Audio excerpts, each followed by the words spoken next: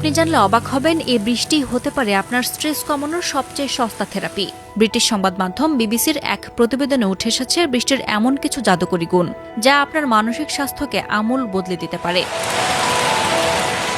শহর যখন ক্লান্ত হয়ে পড়ে, ঠিক তখনই আকাশ থেকে নামা বৃষ্টির ফোঁটা বাতাসে এক অদ্ভুত পরিবর্তন নিয়ে আসে।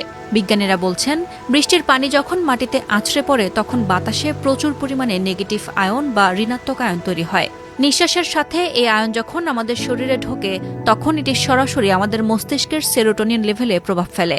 ফলাফল, মুহূর্তেই আপনার মেজাজ ভালো হয়ে যায় এবং ক্লান্তি দূর হয়। বৃষ্টির পর মাটির সেই সোঁদা গন্ধ আপনার মন ভালো করে দেয় না? এই গন্ধের একটি বৈজ্ঞানিক নাম আছে, যা পেট্রিকর নামে পরিচিত। মাটির এক ধরনের ব্যাকটেরিয়া থেকে আসা এই সুবাস মানুষের স্নায়ুকে শান্ত করার ক্ষমতা রাখে। যারা সারাদিন ল্যাপটপ বা ফোনের স্ক্রিনে আটকে থাকেন তাদের জন্য বৃষ্টির এই ঘ্রাণ প্রকৃতির দেয়া সেরা এক অ্যান্টিডিপ্রেসেন্ট।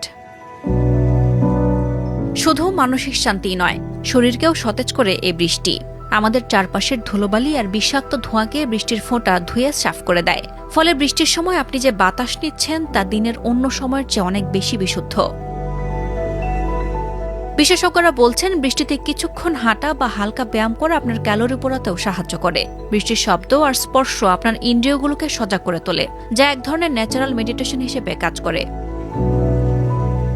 প্রযুক্তির এই যুগে আমরা যখন প্রকৃতির কাছ থেকে ক্রমশ দূরে সরে যাচ্ছি, তখন বৃষ্টির শব্দ আর মাটির সেই সোদা গন্ধই হতে পারে আপনার মানসিক প্রশান্তির সহজতম মাধ্যম। আর তাই পরের বার আকাশ কালো করে বৃষ্টি এলে ঘরে বসে বিরক্তি প্রকাশ না করে অন্তত জানালাটা খুলে দিন। আর সুযোগ থাকলে কিছুক্ষণ ভিজুন প্রকৃতির এই জাদুকরী জলধারায়। বিজ্ঞান বলছে, এতে শরীর আর মন দুই হবে সতেজ।